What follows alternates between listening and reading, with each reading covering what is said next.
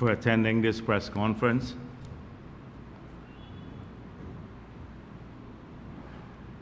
Earlier this week, I had a very satisfying experience. I briefly addressed at the National Cultural Center a large gathering of young people, and not so young, who were graduating in different subject areas through the GOLD program.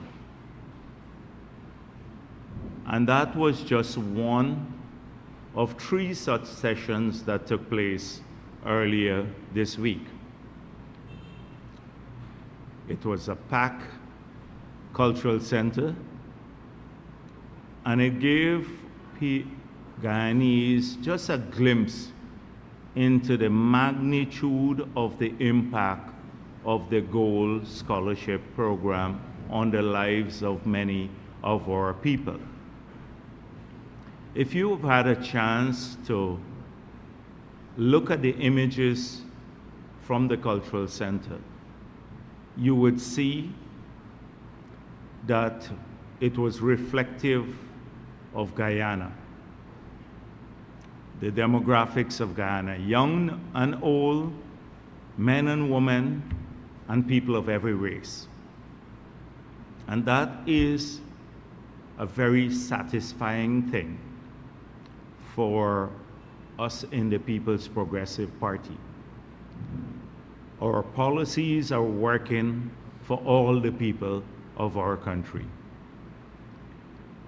And I want to once again congratulate all of those who graduated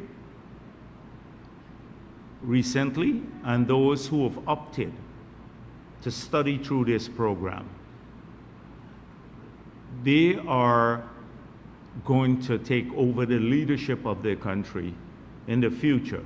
And I'm convinced that we'll be entrusting the leadership of the country into safe hands.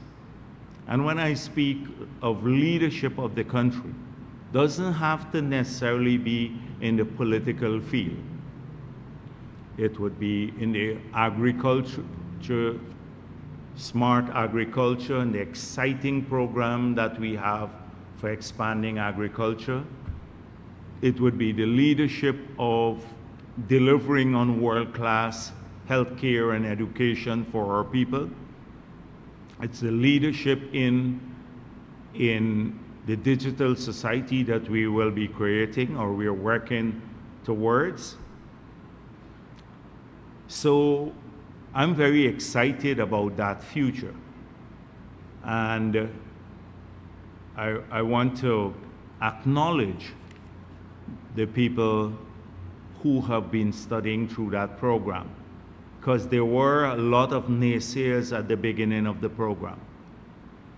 And they've opted to persevere. They had the confidence that the program would yield results for them, and now we're seeing those results. I also want to congratulate the 13,000 odd persons who have also completed the University of Guyana in the 5 years. And when combined, if you look at the 39,000 persons who have been awarded GOLD scholarships and the 13,000 who have completed the University of Guyana in these 5 years, you will see that about over 52,000 persons have had access to tertiary education at some level in the last 5 years. This is a huge number when you consider the size of our population. There are going to be over 700,000 persons on the voters list, but if you look at the cash grant and those who receive those, it would be just over 600,000 persons. So one would assume that the others are abroad. They're on the voters list. They can't vote, but they're still, those who are here now are about just over 600,000 real persons 18 years and above. And when you look at 52,000 persons having access to tertiary education in 5 years, that's a significant part of, it's over 8% of the adult population in one term in office. It's a huge impact. I don't think anywhere in the world, in any country, they've had such a major impact in such a short period on tertiary education or providing tertiary education for the citizens of the country. And what is important is that it's all free. Free, consistent with our promise. Because even those who now, we remove the fee at the University of Guyana, we've made it clear that those who paid in or still have loans from the last 4 years, those would be written off too. So some people say, oh, we should not be talking about this. But this is a major investment in our people. And one could end there, but I wish also to point out that under the WIN program, through the Ministry of Human Services, about 17,000 women have undergone some form of training, and I hope that the ministry will itself speak about how that training has changed the lives of many women in our country. That's not tertiary level training, that's more training for their job opportunities and upgrading their skills in the work environment. And also under the BIT program, that has been a real success. We've trained about 13,000 people there. So when you consider in the last 5 years, if you think about the BIT program, 13,000, 17,000 through WIN, that's 30,000 people. 39,000, a little bit more than that, nearly 40,000 for the WIN, the gold program. So if you say 40,000 people there, that's about 70,000. And then another 13,000 through the University of Guyana. We're talking about 83,000 people who have undergone some form of training, and all for free, with the exception of those who have had to pay, who paid cash for UG, because we now are thinking about how we would help those who paid back in those years, who paid in cash for UG. That's a massive number of people, and it's spread all over our country in every region. So I wanted to emphasize that and to congratulate all of those people who are studying or going in for the training, because they're preparing themselves for this exciting future that we're building together. And this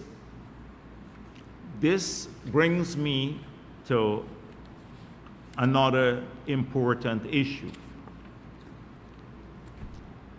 So like last week, when I took a post from Gordon Mosley and in which he showed that 10,000 vehicles came in to the country or were registered in the short space of 3 months, and then look at the impact of that. The reason for this, one, the growing prosperity of our country, and also the necessity to make the plans to ensure that people can also drive safely and be accommodated on our road network. This week I want to take another set of posts that have been made by various individuals from the opposition. And then come to some real issues using these posts. So in the Stabroek News it says, the mayor accuses government of politicizing city road works. And then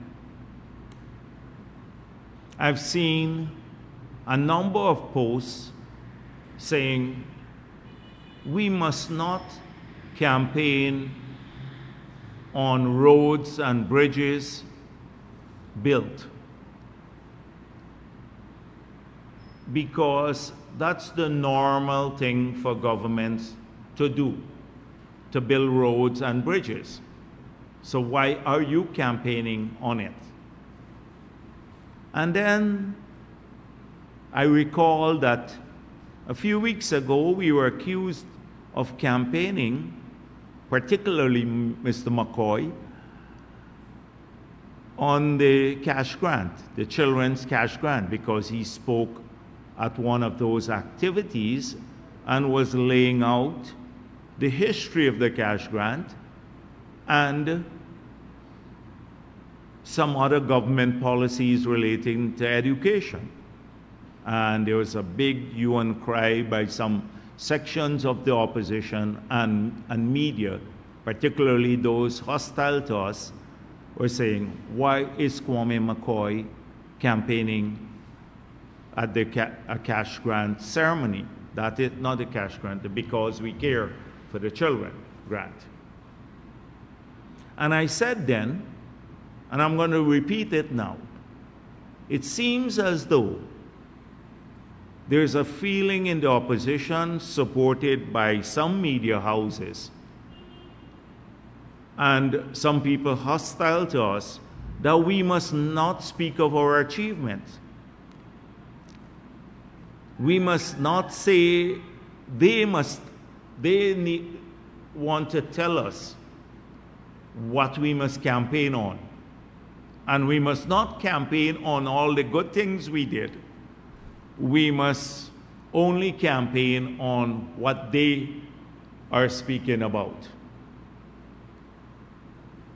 So the reason roads and electricity and water have to form part of the campaign, it's not, I disagree with the individuals who said, oh, that's routine functioning of government. Because right now we have an opposition that says you can't eat roads.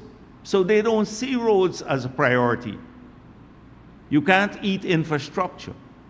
So the contrast is, it's not automatic that a government, when in office, will build roads and water and electricity or expand those networks. And look at the 5 years on the APNU. I want to repeat something that I've said several times. And that is that in the 5 years on the APNU, in every one of those years, the capital budget for the country was less than 2014, the last budget of the People's Progressive Party. On the other hand, the recurrent budget grew massively, and the recurrent budget is to buy food, maintenance of vehicles, a whole range of stuff. The capital budget is, you spend on through that budget to build roads, schools, water supply systems, electricity system. So philosophy, economic philosophy, has to be part of your campaign. So it's not automatic. They don't want us to talk about roads or electricity or water. I saw a post from somebody who is a sensible person, an entrepreneur, said, don't, I want to implore politicians not to talk about this. But it is not an automatic thing, because government's job is to build roads. But you do have governments that don't do any of this. And the APNU AFC government never did that because they're short-sighted. They had an economic philosophy that was akin to the one that they practiced in the 70s and 80s that led this, and 90s, well, not early 90s, that led this country to financial ruin and caused us to rack up this huge debt and to become poorer than Haiti, because they never focus on economic growth, capital expansion, or wealth creation. It was all about consumption. They're consumption oriented. And in the 5 years, they returned to a consumption oriented philosophy.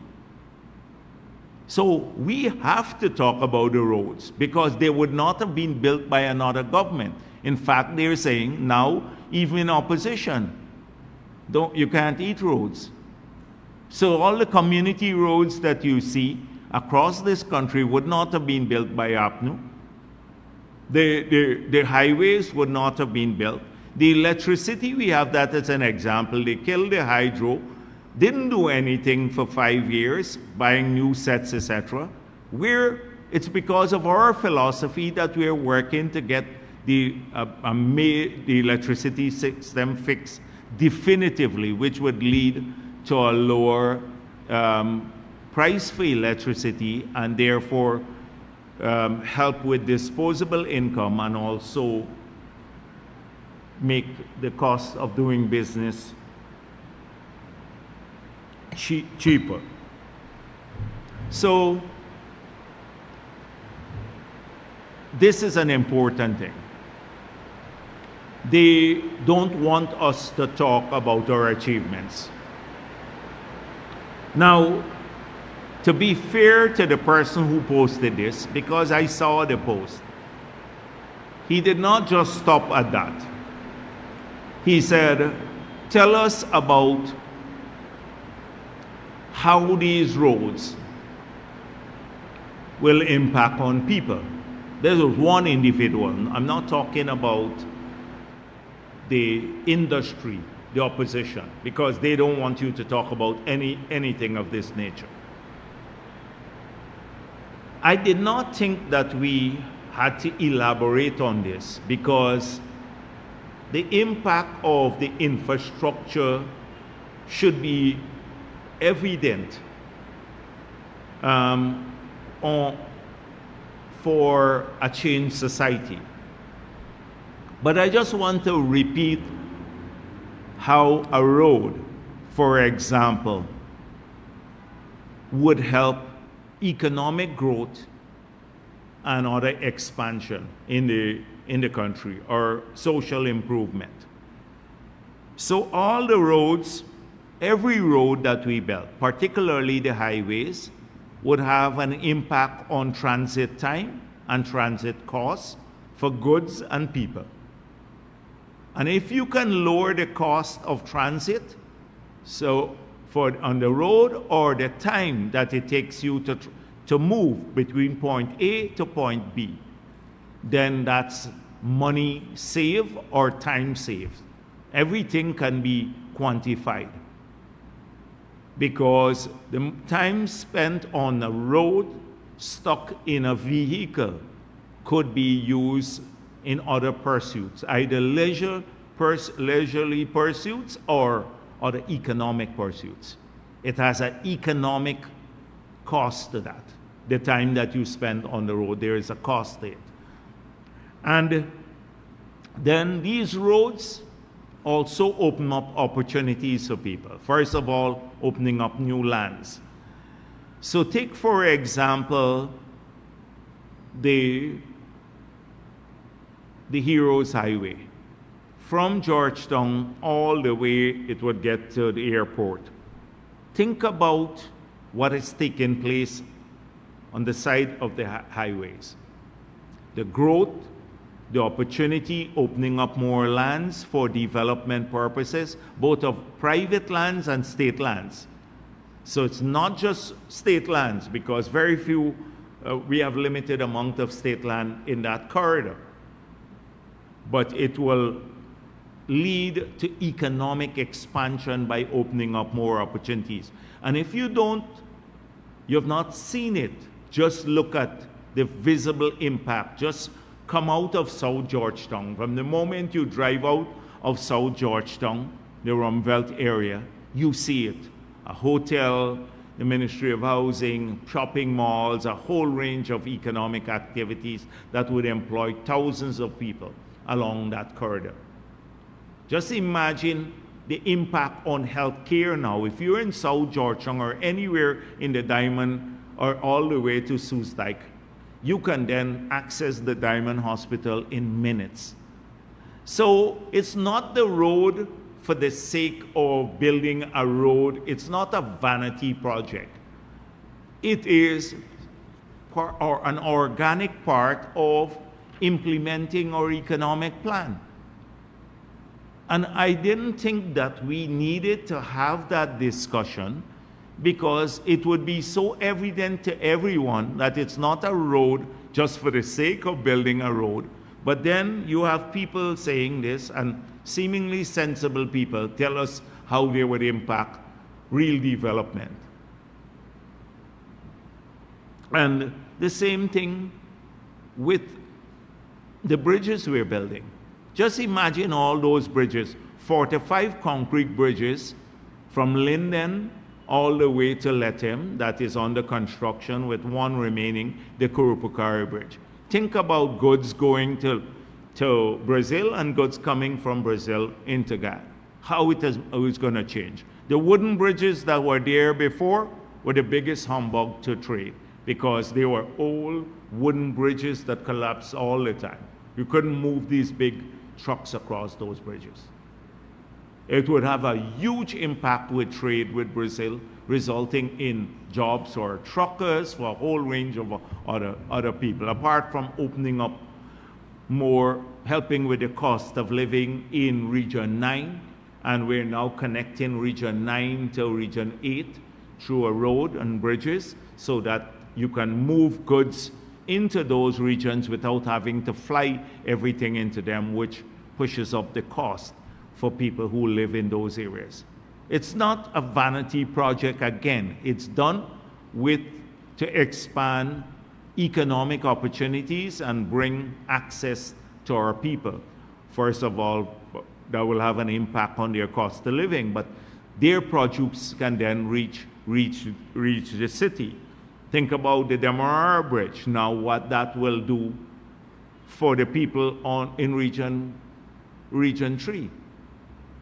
And when it's completed and it's free, they're toll free, all of the containers that can move back and forth from the ports across that side of the river, easing congestion in Georgetown. But you don't have to worry now that you can't land a container over there, because you couldn't bring it across the harbor bridge because of weight restrictions. Now you'll be able to bring your container and day and night without a bridge being closed, back and forth. It has de-risked the development of the entire Region 3. Think about when we build the new 4-lane road from the bridge to Goshen, like the Parika area, about how much more lands would be open up there in Region 3. Land for housing, land for business development. So I did not think that we needed to do this to show the linkages, but maybe we do need to show the linkages and to talk about, when completed, how the gas to energy project next year will transform the way we supply electricity, its reliability and price. or the 13 water treatment plants that we are building now, do we need to say what that will do? That will just provide safer, potable water to people. But should we not take credit for it too? They don't want us to take credit. Don't talk about that because that's routine government function. Well, it's not so routine when you think about the other side that we're contesting again. It's not routine.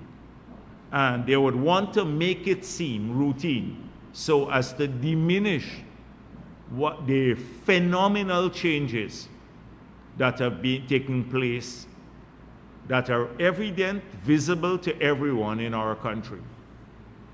Do we need to talk about the 12 new hotels that are under construction? Did it happen by chance? Or was it a response to a particular government policy, encouragement? Went through that right at the beginning of the term, even under COVID conditions. We changed the entire package to promote the development of the hospitality industry and hotels. We changed the incentive regime. We said we'd even assist with the land. We know a price for the land, a preferential price for the land, and we gave a 10 years tax holiday, and we allow for the remove the withholding tax on the repatriation of money. That is, if you borrow from abroad, etc., or profits that go abroad. And because of those three policy changes and the encouragement and confidence, we have 12 new hotels being built, which are badly needed in a country like ours. And as a result of that, now 6,000 people will get jobs there, and will transform the hospitality landscape of the country. We can then go out and aggressively promote tourism because we have the hotels which people could stay even if they come to Georgetown, even from the diaspora. That is why we need to explain all of this. But somebody would say, oh, don't happen. They didn't happen by themselves. These hotels that are being developed, it came about because of a government creating the framework for this sort of investment. And that brings me to healthcare. Should we not also speak of our achievements there? So earlier, in fact, over the weekend, I took a drive up to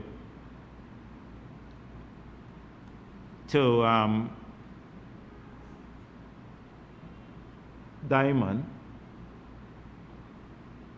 and was there at the opening ceremony of the Diamond Regional Hospital.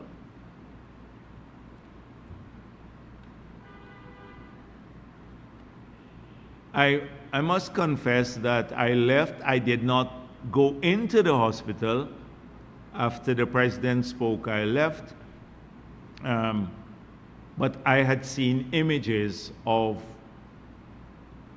the quality of the hospital. And I would urge people, don't just pass through the hospital because you're just overcrowded if you're going there on a sightseeing tour. But you will see this. This is just the first of 6 hospitals that will be completed and open over the next several months.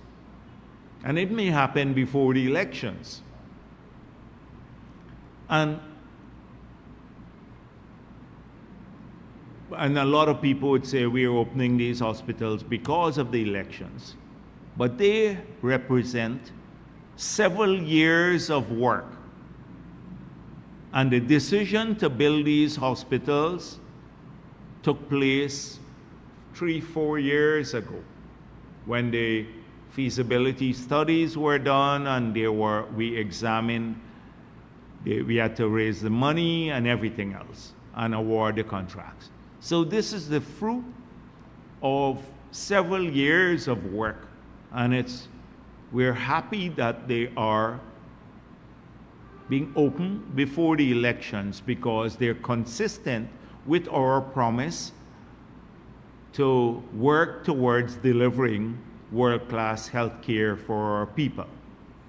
And we're closer to that goal in the 5 years, and we have to account for that stewardship. We're not going to complete the 2 major hospitals that are bigger than these. These are the ones in New Amsterdam and in Georgetown at Ogle. Those are the massive European standard level 5 hospitals. These are a lower level, and they cost substantially more, but they're bigger hospitals with more capabilities. And for the people who've been making suggestions, I saw a lot of the suggestions coming into the party. They're saying that these hospitals should be equipped with modern theaters, etc. They are all equipped with modern theaters, because a number of suggestions have come into the party for the manifesto for the next 5 years. So I want to assure them of that. So, and that's just part of our plan. And so we must not talk about them because it doesn't suit the opposition narrative. But we are going to, because they represent years of dedicated work consistent with a vision that we laid out. And I want to urge people to look at their services. So when they're open in the next few months, the people in Region 2, Region 3, Region 4, Region 5, and Region 6, all the coastal regions, will have now new hospitals serving them, these regional hospitals. The 2 others are being built at Ogle and in New Amsterdam. Those are under construction. 3 others have been awarded in 3 regions, 1, 8, and 9. We're going to award soon in 7. In Region 7, there's a plan to rebuild the Bartica Hospital. The West Demerara Hospital would be rebuilt. We're spending at least $30 million to upgrade Linden.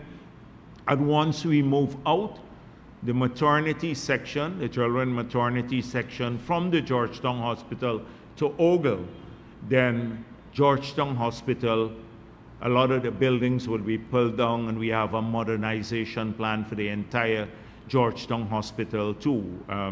So with play parks and everything in the compound there. So that's part of our plans that they don't want to talk about. But it's not just the facilities. When we talk about healthcare, I see you have a lot of gripers.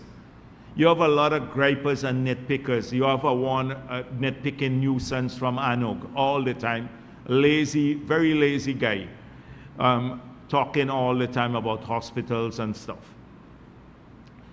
There's a comprehensive plan, and I've spoken about this.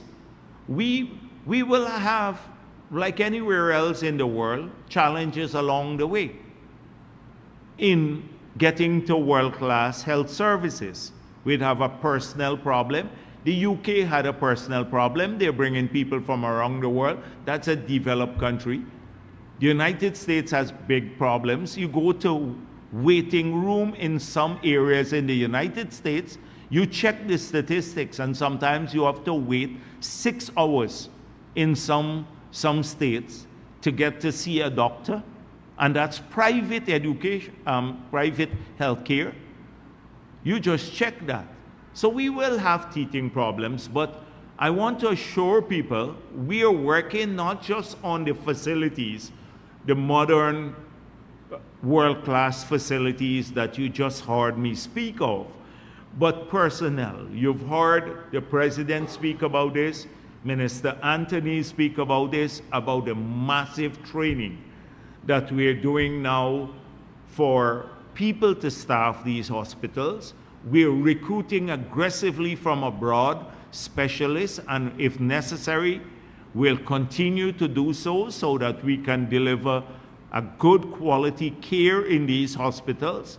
We'd have challenges at the beginning with personnel, but we will get there because we're committed to doing that. We are now looking at management of these hospitals seriously because we believe that if you have good management, then you would have greater accountability at the hospital, accountability to the patients that their personnel, doctors, etc., that they are working to deliver the best quality service. And so we have recruited 2 top quality international hospitals, a chain of hospitals, Northwell and Mount Sinai, to assist us with this. We have increased the level of medical supplies in all of the hospitals. Now the availability of medical supplies, you talk to the doctors and compare it with under APNU, and then you would just get an unbiased opinion about the availability of supplies. So it's facilities, it's personnel, it's management, it's the availability of medical supplies. And then we want to increase the level of care through expansion of tertiary care, expansion of preventative medicine. So that is why a lot of the vouchers to go and get tested, so for cervical cancer, so we can catch it even before, it becomes a problem and get people treated early.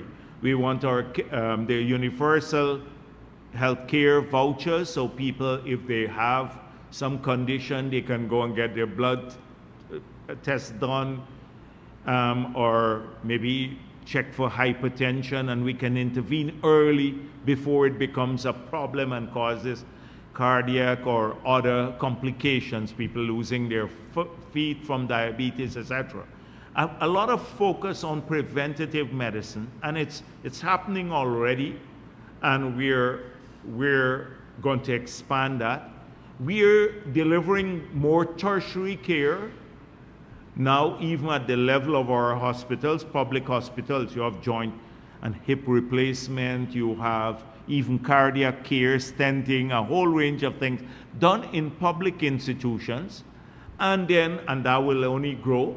And then we're collaborating with the private sector on delivering other kinds of tertiary care that we can deliver by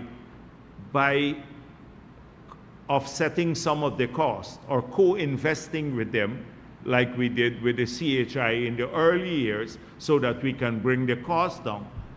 So all of these things are part of a plan. If I just give you some quick head or the areas of focus, but under each is an elaborate plan to roll this all out. And then most importantly, not most importantly, along with the improvement in public health care, we are also working to create incentives for private health care. So we've removed the corporate tax very early in the first budget that we passed, because we had promised that in our manifesto. We removed the corporate tax. We removed the customs duties and VAT on equipment that they're using to modernize if they're bringing in new MRI or CT scans or other things, equipment, more advanced equipment in the private sector, don't have to pay taxes now. We've removed a lot of the taxes on medical supplies. Contrast that with APNU. They had put the VAT on medical supplies that were not there before when we left office. We removed them back again. So that's our plan. But we must not talk about it if you listen to the opposition. They don't want us to talk about this because it doesn't suit their narrative. They only want to talk about race. But I don't see people doing, when you look at the people again manning the hospitals, the people look like Guyana. The nurses, the doctors, etc. They're our people of every race, every religion. We don't ask who in the public sector, we don't differentiate on the level of care or where the hospitals are built. We got to bring access to all of our people, whether they live in the hinterland or on the coast. They used to talk about, oh, New Amsterdam, we are running down New Amsterdam. New Amsterdam will have a $160 million US facility built there. It's under construction. Bigger than any one of these. It's an opposition stronghold, but it will serve the people of Berbice. So we didn't care too much about that. And because it's serving people everywhere. They don't want the conversation to go there, because that's where we have been over the last several years. And what you see now, the bridge nearing completion, you see now, is not a decision we took yesterday. We've been hard at work for several years doing this. To roll out the community roads. We first of all required a commitment, which we did. It required finding billions of dollars, which came from the budget. And it also, we made it into an opportunity for thousands of small contractors of every race to implement it. Yeah, we had some variable performance. Some people didn't do a good job, etc. But that is to be expected when you're dealing with so many people, especially small people, and you're trying to incubate them. So I know that sometimes that is a problem. But just imagine, and we did this with the same capability, with the same staff that APNU had. In fact, in some cases, with less people, because there was a strong commitment to do it, and also the competency to do it. They lack both. They lack the commitment and competency. And so we must not speak about these things. I see this, but it's coming mainly from their people, because they're ashamed of the contrast. They're ashamed of the comparison. Because they really didn't do much for the 5 years. They increased taxes after promising not to do so. We lost jobs, thousands of jobs. Now I see some fossils, like people who are like bitter people who are all in their 70s from this, or 80s or 100 years old. Bitter people who can't be happy for our country and happy for our young people. They're all bitter from the oil and gas network. I saw them write a letter in the Starbuck News. Oh, we don't believe it's 60,000 people that found jobs under the PPP in the last 5 years. These are the ones who are always hostile to us. They didn't say anything when 30,000, 40,000 people lost jobs under the APNU. Sugar workers, the miners, ordinary people generally. Everybody from every sector lost jobs. Not a word.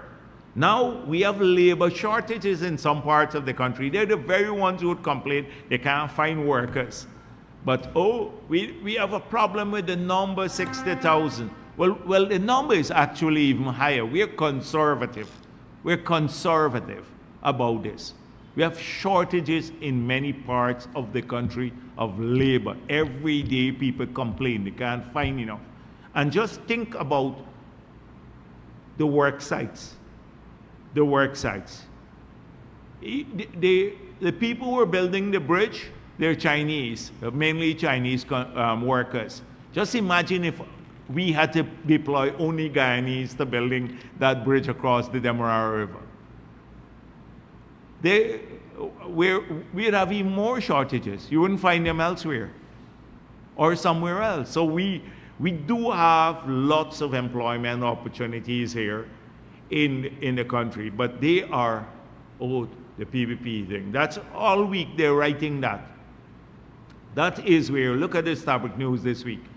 Oh, we don't like the number 60,000, some World Bank report, they're going to Stats Bureau as something else. That's what they live on, negative. We must not talk again about that, or our success in these areas. So we will, they didn't say anything on the APNU. I see Christopher Ram, another fossil himself.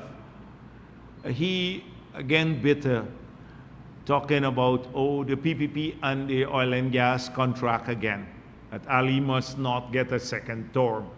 You know, who listens to Christopher Ram?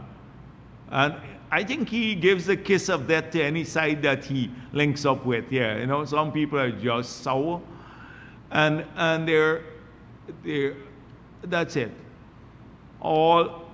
It's an industry now from the negatives, and they're all coming forward. So let me make it clear.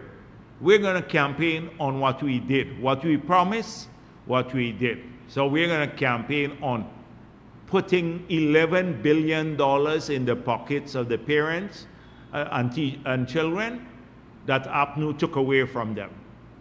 Because it was zero, the Because We Care grant in 2020, now it's $11 billion per year that they receive. When you look at the $55,000 and you multiply it by the number of people, children in the country. That is what we'll campaign on, because we kept our promise. We said we'll do it. And in the next term, it will even be massively higher for the children of the country. Their parents, each child would receive much, much more. I don't want to call the numbers now. We have to wait until the manifesto comes out. But it will be huge, a huge increase for the children of our country. That's where our money is going, into their parents' pocket, the parents' pocket, and the children that APNU took away from them. So why shouldn't we do that? And we also, the 76,000 pensioners now are getting $20 billion more than they were getting in 2020.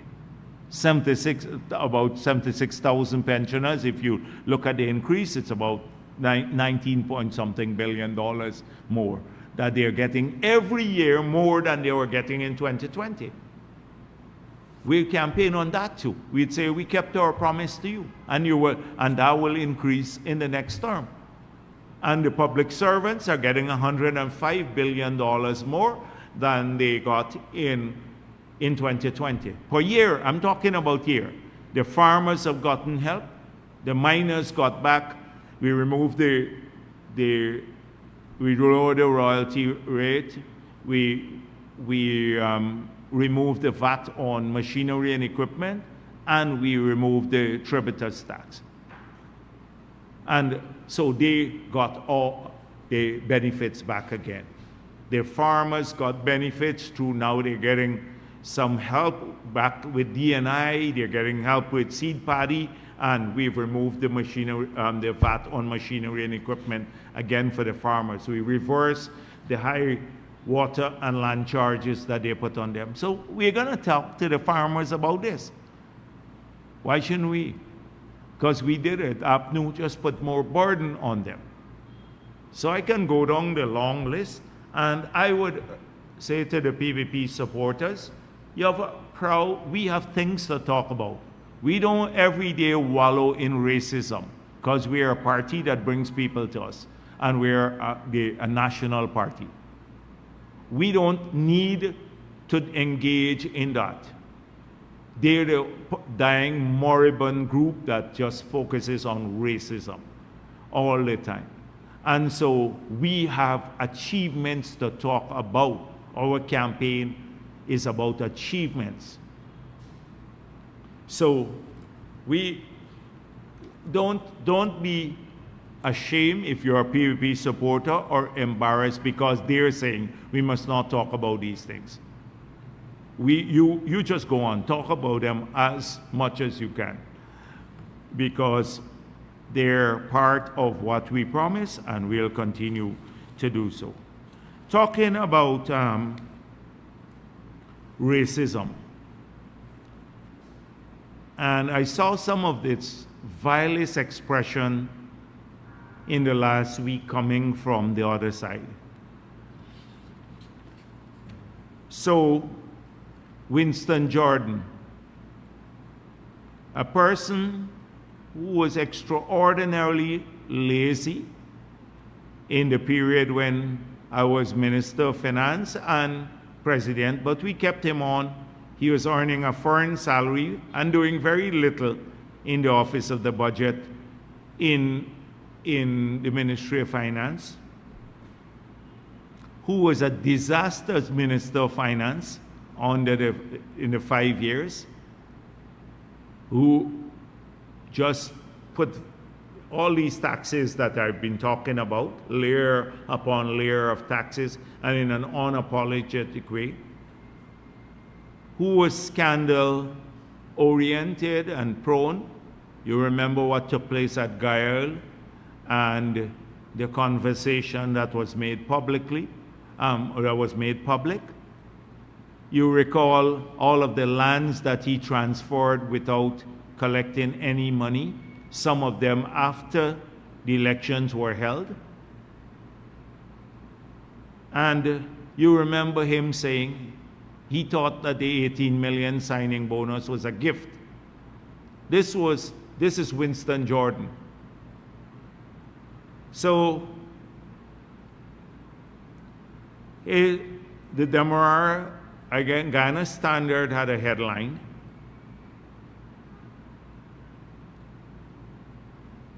And it says, Chandan Edmond was gifted seat by largely Afro-Guyanese. Then she betrayed them. While saying that the MP move did not come as a surprise, he said it was reprehensible. So it did not come as a surprise. That is, nudge, nudge, wink, wink. We didn't trust her really. It didn't come as a surprise because she is Indo-Guyanese. So this was to be expected of her. They're duplicitous. That is his logic here. I'm not going to go on much more about this. That's just the headline. You should think about it.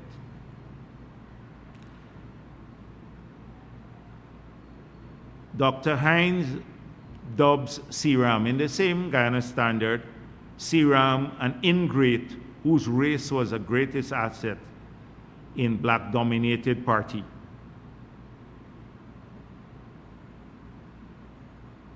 Here is an Indian man rewarded by the vote of Africans. So that's how they see people when they're part of the party and collective. They can never get past that. Not to see people as comrades, as, brothers in a party or family in a party. That's how we in our party, we see people as part of a family. It's not clannish, but that's how we see people. They give it to an Indian because the racial optics are part of our politics. That is what they said about Daniel Seram, how he got the job. He was part of the APNU optics. This is the same David Hines who said that the reason why Ramjatan and Nagamutu was added to the list is so they can bring in basically fool Indians to take them to the APNU list or to get them to vote there. It's this sort of everything is about race. They can't see. So if you're Afro-Guyanese, as I said last week, and you come to the PPP, you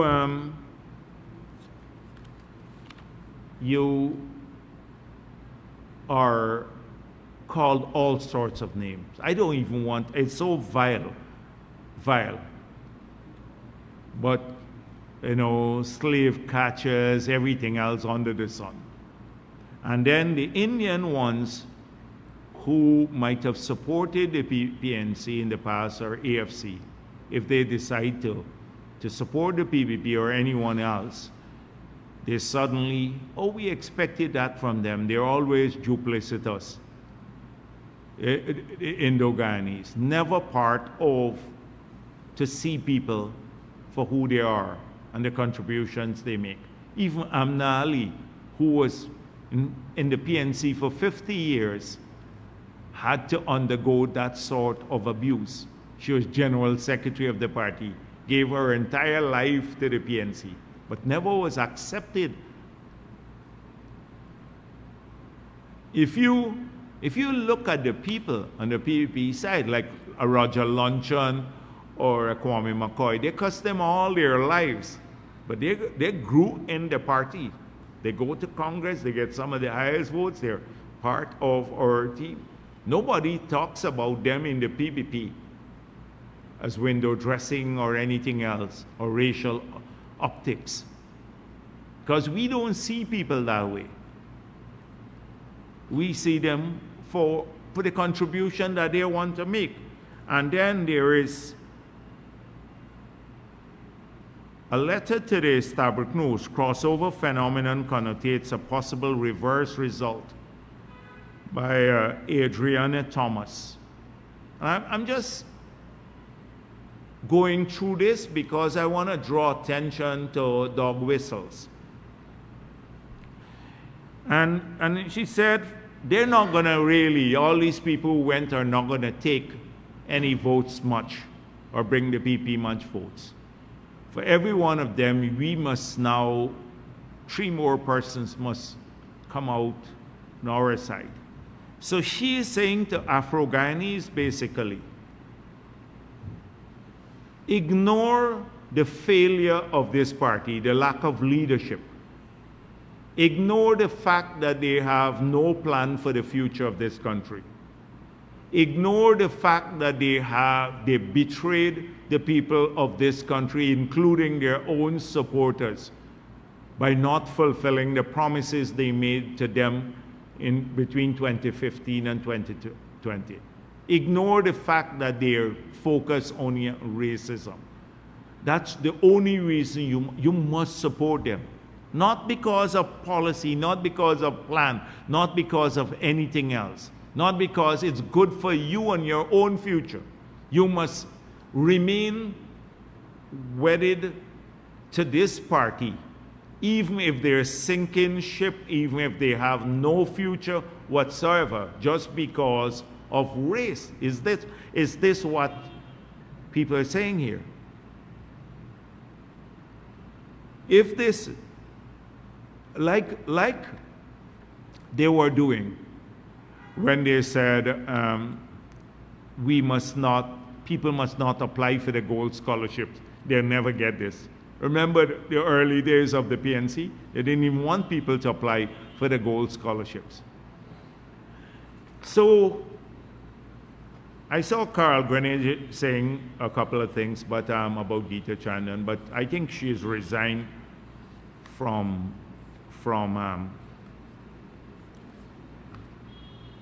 both Parliament and also the People's National Congress.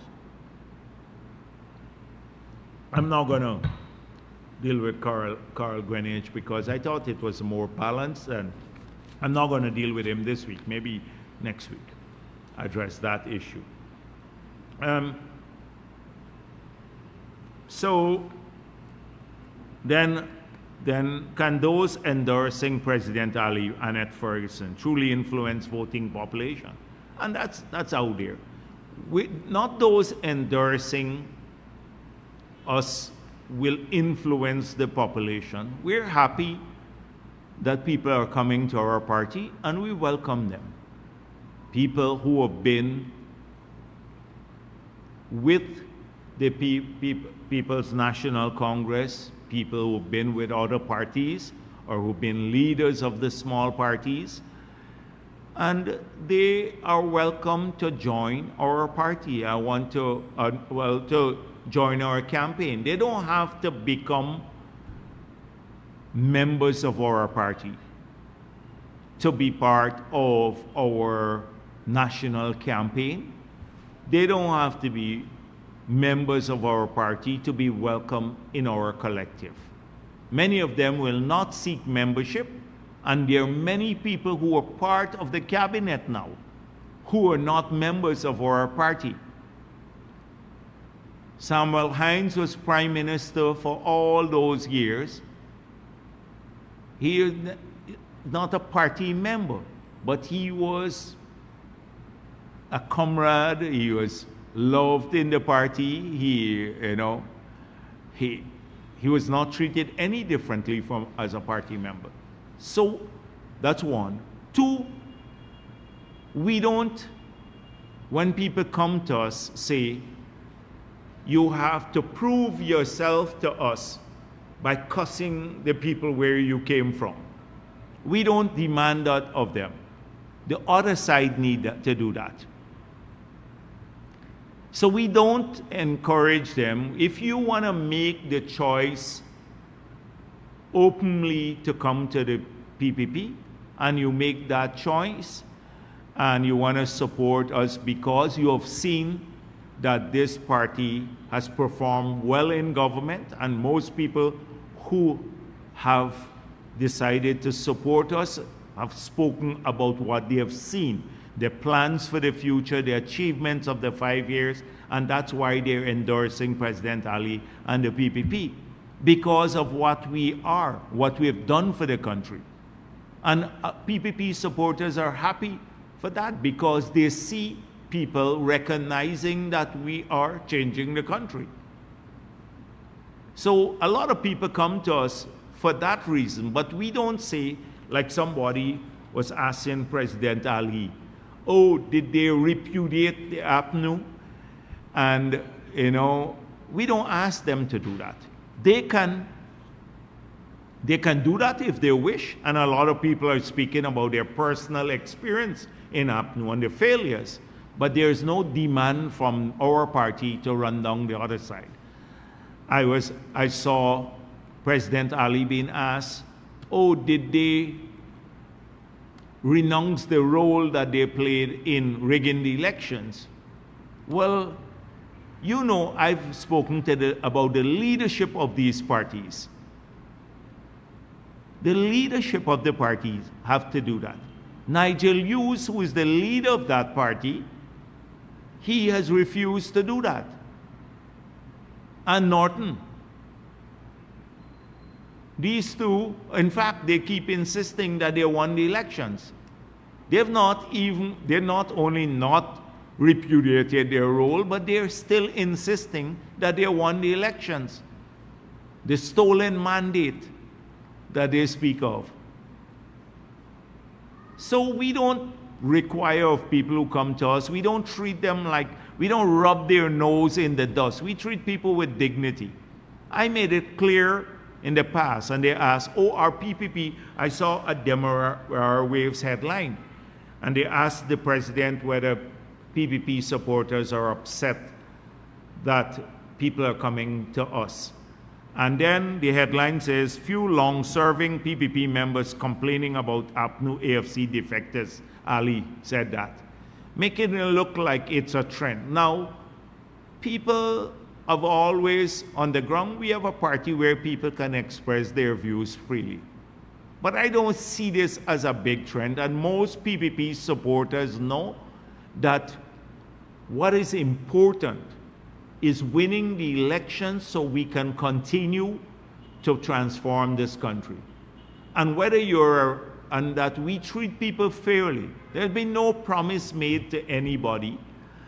And we need, if you're a rice farmer, or a sugar worker, or a miner, or just a PPP supporter. If you're Indo-Guyanese or Amerindian or Afro-Guyanese, but say you're Indo-Guyanese, you also know that if this party is not in power, you be the brunt of you'd face the brunt of discrimination, as what happened in the past. So they want us to win the elections, and they're happy that people are coming to us because they see what we're about. It makes us stronger. They're happy that we're growing stronger. Why would they be dissatisfied that we're growing stronger?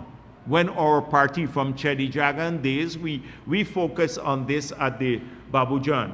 The young people who read those quotes at Babujan, they read about 7 quotations from Chedi Jagan, showing that even in the worst times, we're trying to build a national party, a multi-ethnic party.